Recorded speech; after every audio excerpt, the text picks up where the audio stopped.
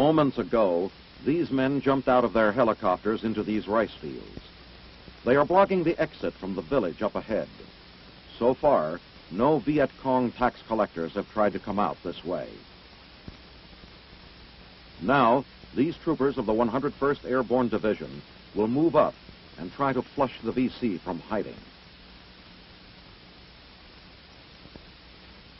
This operation, taking place near Tuy Hoa, is almost a daily routine. The Viet Cong send in squads of grain collectors and tax collectors. We send in protection squads to capture, kill, or drive off the VC. If it appears there is going to be shooting, our troops try to keep the women and kids out of the way.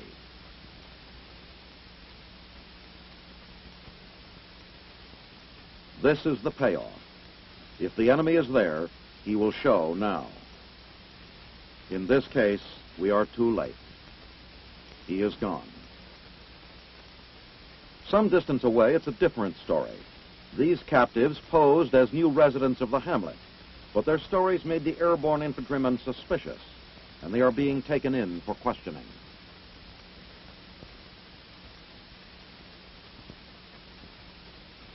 The circumstances of each prisoner's capture are written up on his tag. This information helps the G2 officers a great deal while they are conducting their interrogation.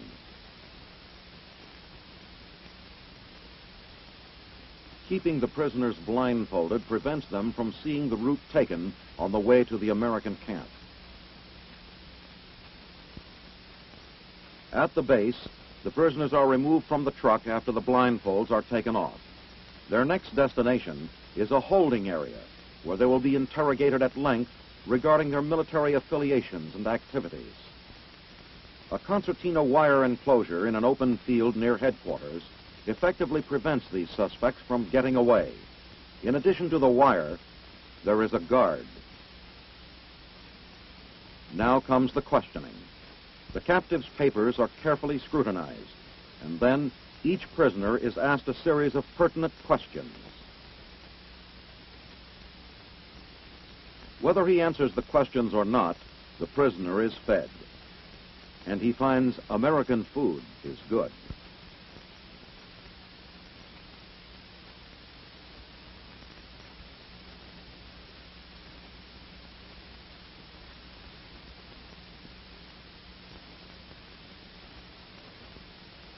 It is 20 July. At Pleiku, units of the 25th Infantry Division prepare for another combat mission during Operation Paul Revere in the Central Highlands of Vietnam. A joint operation, Paul Revere, began on 10 May under the command of Brigadier General Glenn D. Walker of the 25th Division and involved troops of the Republic of Korea Tiger Division as well as the U.S. 25th Division.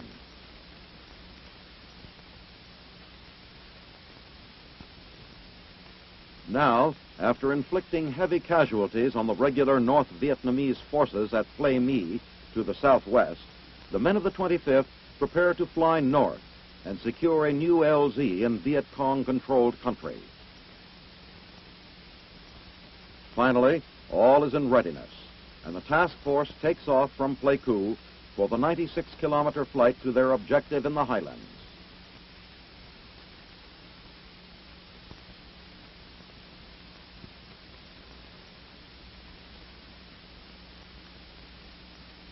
As the helicopters fly over Kon Tum province, the countryside below seems deserted. Here and there, the jungle parts to reveal grassy meadows and low growth, but there is no sign of life. Once, they pass over some old bunkers built by American forces during an earlier search and destroy operation. The emplacements and the dirt road now abandoned as the war moves on.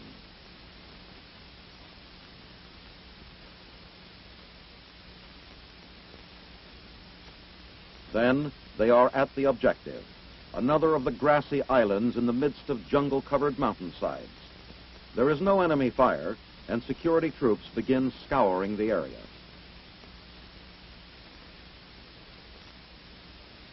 In a short while, the first howitzer is brought in by Chinook helicopter, and placed where the crew can get at it.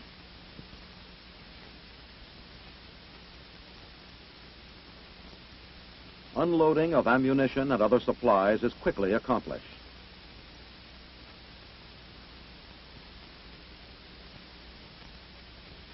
Another tube artillery piece arrives.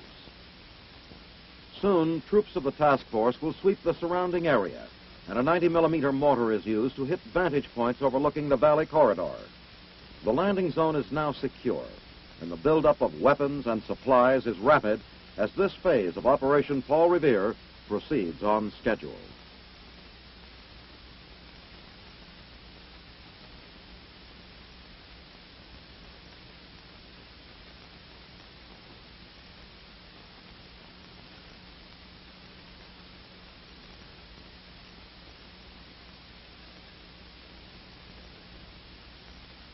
These North Vietnamese prisoners of war were captured by troops of the U.S. First Air Cavalry Division during Operation Paul Revere II, which commenced on 1 August when the 1st Air Cav was added to Operation Paul Revere.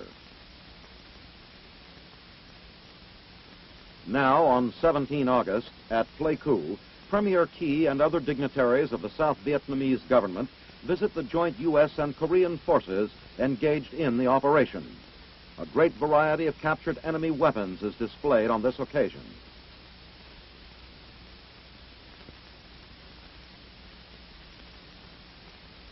Premier Key speaks to one of the enemy prisoners. Then, in the ceremonies which follow, Major General John Norton, Commanding General of the 1st Air Cav, and Brigadier General Glenn D. Walker, Commanding General 3rd Brigade, 25th Infantry Division, receive Vietnamese national awards. There are awards, too, for many of the participants in the joint operation, including men from each of the military units, both American and Korean.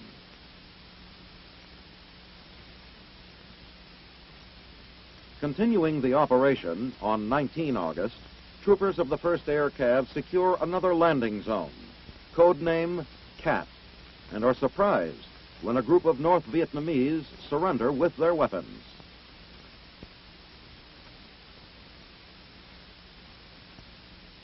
The prisoners are reported to have surrendered because of our psychological warfare leaflets. Soon after the landing zone has been secured, the troops are resupplied by aerial drop from a C-130. Elsewhere, on the 19th of August, a peculiar accident plagues another unit of Paul Revere troops.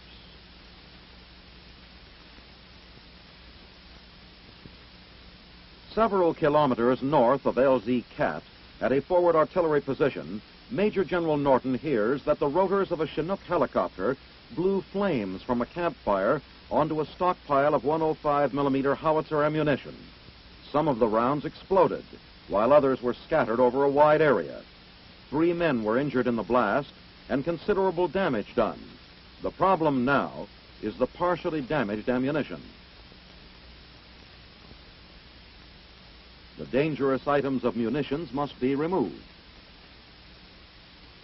One of the battery officers carefully picks up a damaged round and hands it to one of the men.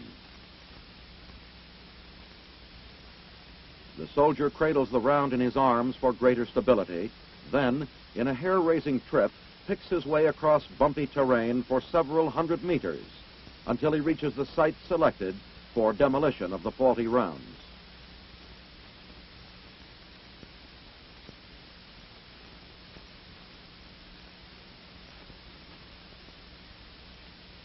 At the dumping grounds, he is relieved of his burden by a lieutenant who has prepared a place for the shell.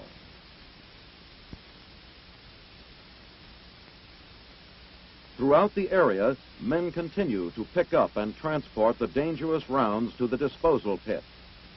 A nerve-wracking experience even for the calmest of men.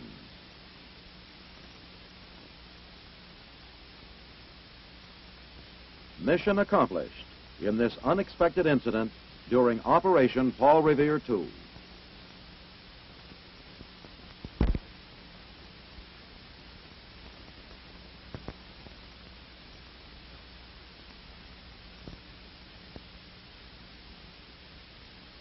80 kilometers east of Saigon, members of the 173rd Airborne Brigade searched the village of Za Huan Lac for suspected Viet Cong guerrillas. Part of Operation Toledo, the search is taking place on 31 August. Residents of the village, which is just outside the 173rd's forward command post at Za Jia Rei, are individually checked. This man is being held as a suspected member of the Viet Cong paramilitary. 2 weapons were found hidden in his home. Completing their search without further incident, the airborne troopers pull out and return to the armored personnel carriers which have been providing security on the perimeter of the village. As in every operation, medical aid is provided for the population of the village. The MedCap and DentCap programs conducted by American military forces in Vietnam are in sharp contrast to the Viet Cong terrorist tactics which are designed to deprive villagers of whatever little they may have. Aside from gifts of food, there is nothing which is more appreciated by these people than medical assistance.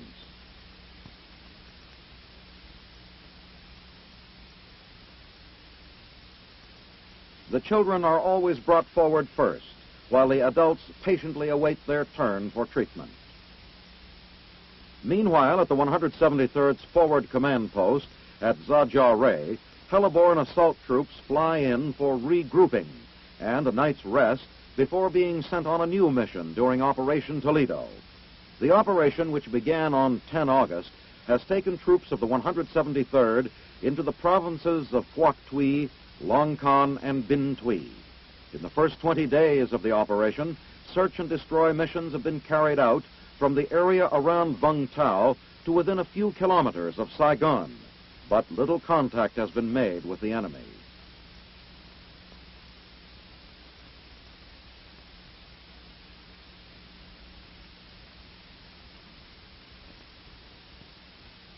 Now, on the 1st of September, the Sky Troopers are once again being prepared for action. The men from the first wave move off the landing zone. With the landing zone clear, the second wave of airborne infantry begins arriving. This phase of Operation Toledo is to be carried out in battalion strength, and the incoming air traffic has to be controlled with precision to avoid accidents on or above the landing zone. As each helicopter touches down, the soldier passengers immediately scramble off so the chopper can take off and make room for more oncoming aircraft.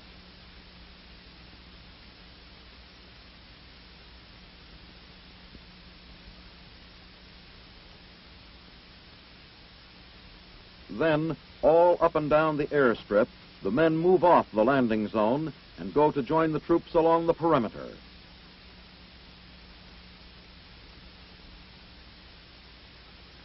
At the staging area alongside the field, men of the various units are regrouped and form up for the brief march to bivouac area, where the battalion will spend the night.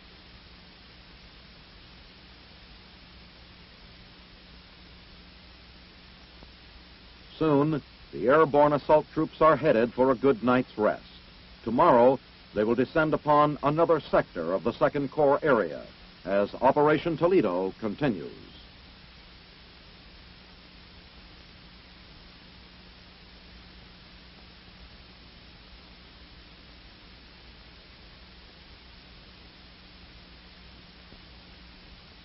On August 19th, Ambassador Henry Cabot Lodge arrives by helicopter at the village of Hoa Loi, that is about 64 kilometers west of Saigon. This village, a VC stopping point, was sealed off the day before in a joint operation by elements of the 1st Infantry Division and the Vietnamese Army. As explained to Ambassador Lodge, the village is now undergoing a pacification program. The program starts with sealing off by airborne troops, and then all males from 18 to 45 are separated for questioning by the Vietnamese National Police. At the same time, the other villagers are taken to a secure area where a hamlet festival has been organized by the American troops. Lieutenant Colonel James Wallace of the 1st Infantry Division, who is in command of the operation, briefs the ambassador. Our part in this operation was to provide the cordon around the city yesterday afternoon in order to prevent any PC suspects from escaping from the city, and also to provide security for the conduct of the Hamlet Festival today.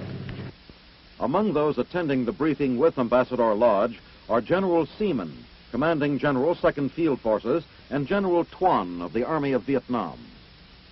A battalion, my own infantry battalion, attached to it was a troop of the 1st Battalion of the 4th Cavalry. The Hamlet festivals, known as Lum Son, play a dual role in the pacification program.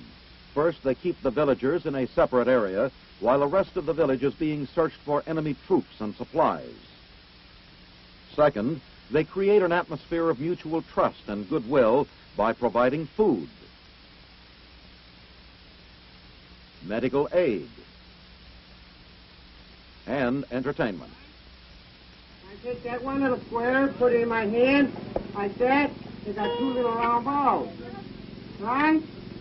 You're going to go like this again. I got one little round ball, one square. Right? You take that and go, holy smokers. And you got one little square again.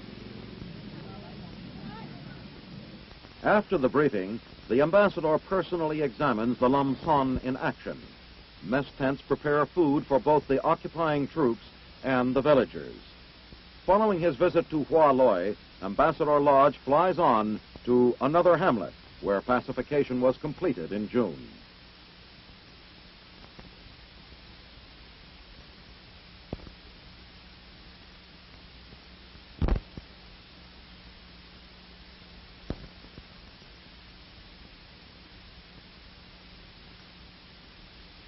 Bungro Bay, secured by the 101st Airborne during Operation John Paul Jones in late July, is the scene of an effort to develop this natural harbor into an important supply point for units in the Tuy Hoa area.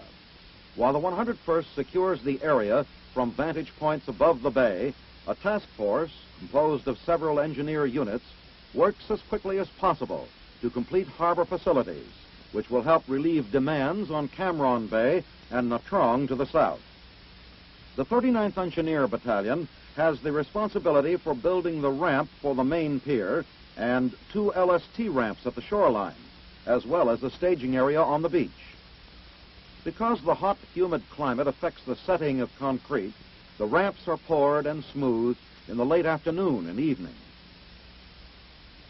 The pier itself is being built by a port construction company. It is a tied flexible pier made of cubical pontoon sections.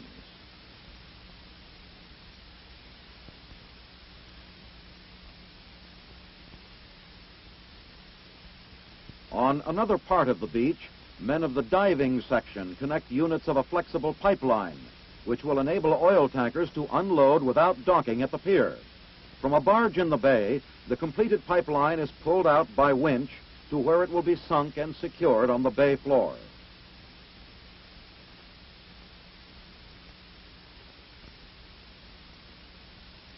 A marker buoy keeps the head of the oil pipe afloat. Next step is the setting of the mooring buoy, to which the tankers can be secured while unloading. A huge anchor, which in turn is attached to a concrete block weighing several tons, is positioned and lowered into the water. Then everyone stands clear as the ropes holding the heavy chain are cut. When the system is operational, petroleum will pass from the ship to the beach by pipeline, up along a railroad cut, and through the mountains by way of Babineau Railroad Tunnel, eventually reaching the Tuy Hoa tank farm. Highway 1 lies only a few kilometers inland from the bay, but construction of a road to meet it is perhaps the most challenging task for the engineers. Often, charges are set to blast away outcroppings barring the way. Then, the bulldozers get back to work, carving a steep path out of the rugged escarpment.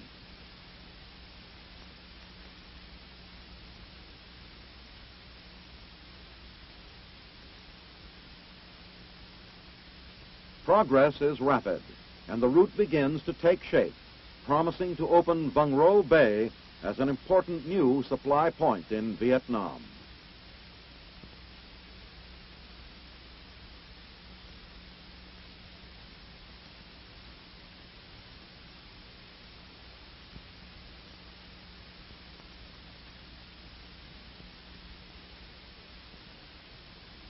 On the Long Tao River, 40 kilometers southeast of Saigon, salvage operations get underway for the American cargo freighter Baton Rouge Victory, which ran aground and sank to its main decks after striking a VC mine on 24 August. The twisting Long Tao River is the favored shipping route to the port of Saigon, and on a number of occasions this year, Viet Cong guerrillas have attacked passing cargo vessels in an attempt to block the vital supply channel. Vietnamese officials ordered the area closed to shipping until salvage crews complete raising and removal of the 8,500-ton freighter to Vung Tau for repair.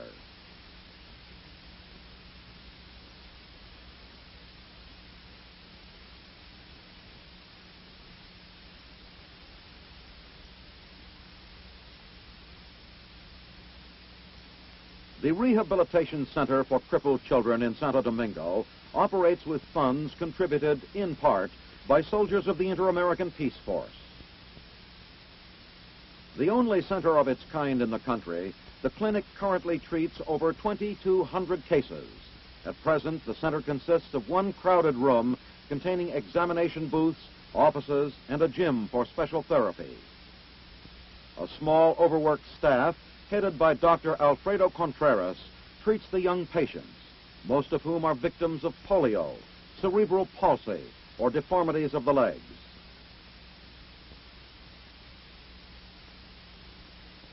In the brace shop, Mr. Olaf Hansen of Denmark, a United Nations employee, is teaching 7 Dominicans, who are themselves physically handicapped, the design and construction of braces, shoes, and other appliances. Fully 60% of the center's new cases are leg deformities. This is due to poor nutrition and or the lack of prenatal care. Until recent times, the physically handicapped Dominican child was considered a loss and was given no education. To counteract this, the center is beginning a school to be run by a government-paid teacher.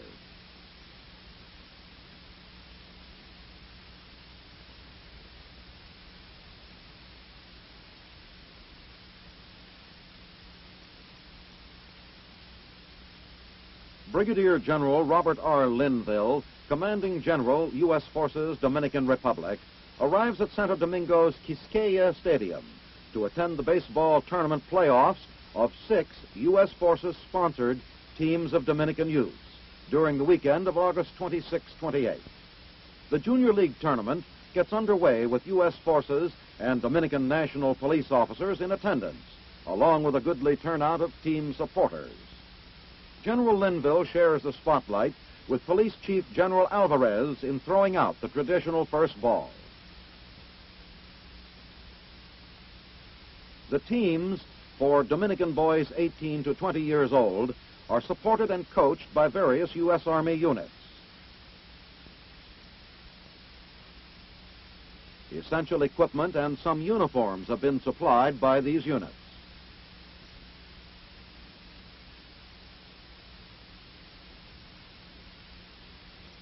The teams playing in the 7-game tourney come from villages and suburbs of Santo Domingo.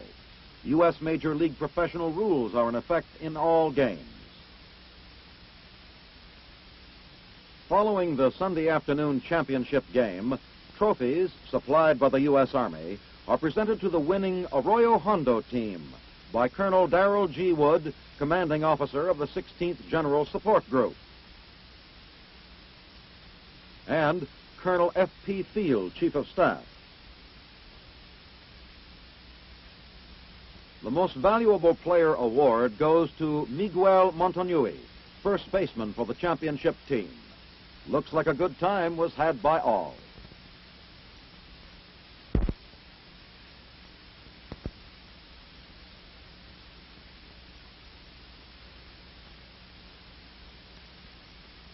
The School of the Americas, located at Fort Gulick in the Canal Zone, boasts one of the most unique mess halls in the Army. More than 200 Latin American students, hailing from 18 different nations, study technical skills and leadership techniques at the school. And though the normal diet of a Bolivian from the Andes and a Venezuelan from the coastal jungles is far different, they all find familiar and tasty food awaiting them at chow time. The man responsible for this feat of catering is Mess Steward Sergeant Ramon Santana. Although the mess is taken from the Army master menu, Sergeant Santana, with 18 years of experience behind him, manages to add a Latin American flavor to a variety of his dishes. Operating with a staff of 4 cooks and 10 KPs, Sergeant Santana often finds himself preparing veal cutlets in a vinegar and onion sauce, or substituting rice for potatoes. Salads and tropical foods are served as much as possible. Preparing meals for such a mixed group of nationals is a difficult assignment, but the sergeant and his staff are more than equal to the task. His mess has won the Fort Gulick Command Award for 4 months running.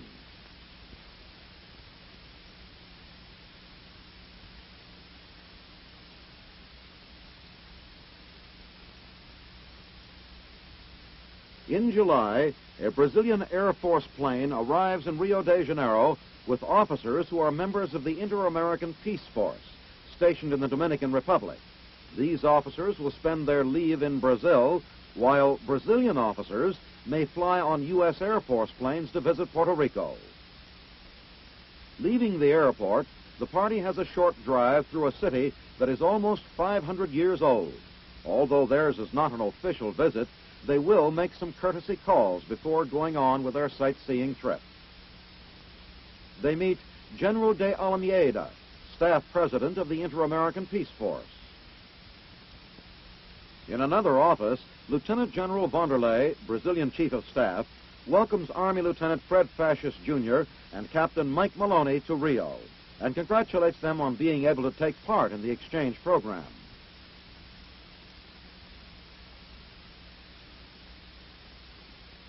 During their stay, the Allied officers also visit the city of Sao Paulo. In this industrial center, the party tours several modern factories. This automobile production and assembly line is one of the newest and most efficient in the world. Nestle's products and the Sandbra Company are some more examples of a nation rapidly expanding its production facilities.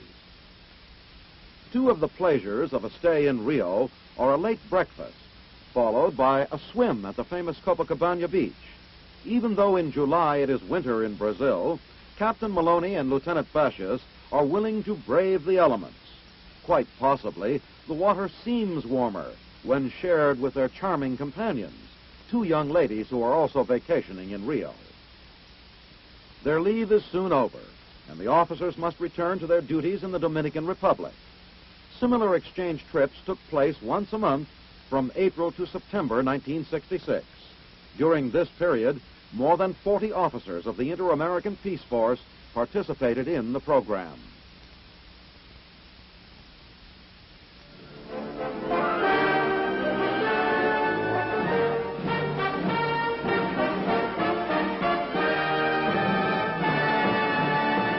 On his tag.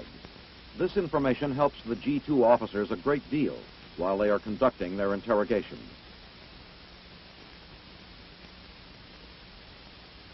Keeping the prisoners blindfolded prevents them from seeing the route taken on the way to the American camp.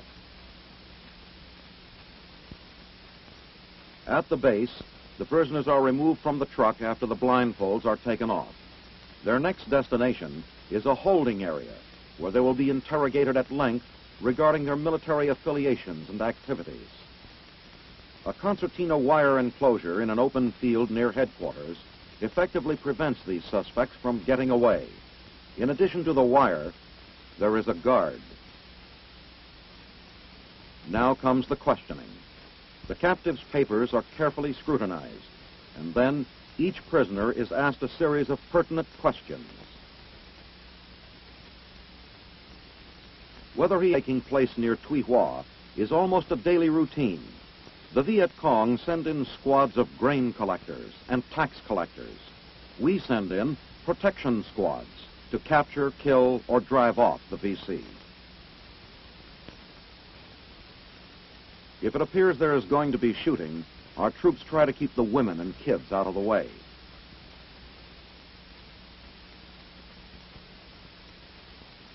This is the payoff. If the enemy is there, he will show now. In this case, we are too late. He is gone. Some distance away, it's a different story. These captives posed as new residents of the hamlet, but their stories made the airborne infantrymen suspicious, and they are being taken in for questioning.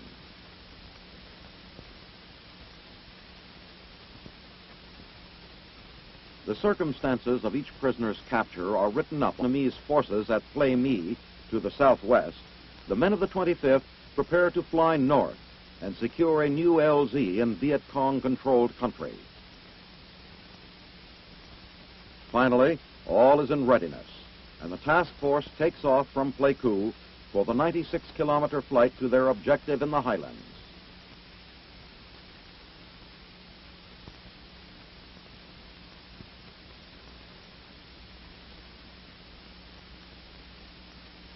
As the helicopters fly over Kontum province, the countryside below seems deserted. Here and there, the jungle parts to reveal grassy meadows and low growth, but there is no sign of life. Once, they pass over some old bunkers built by American forces during an earlier search and destroy operation. The emplacements and the dirt road, now abandoned, as the war moves on. He answers the questions or not, the prisoner is fed. And he finds American food is good.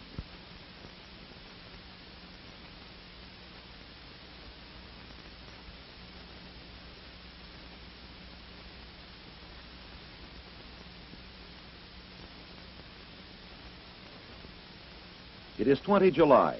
At Pleiku, units of the 25th Infantry Division prepare for another combat mission during Operation Paul Revere in the central highlands of Vietnam.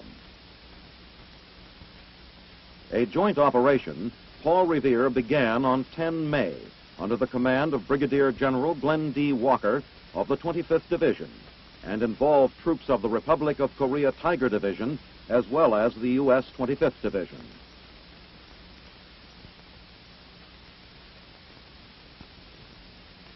Now, after inflicting heavy casualties on the regular North Vietnam,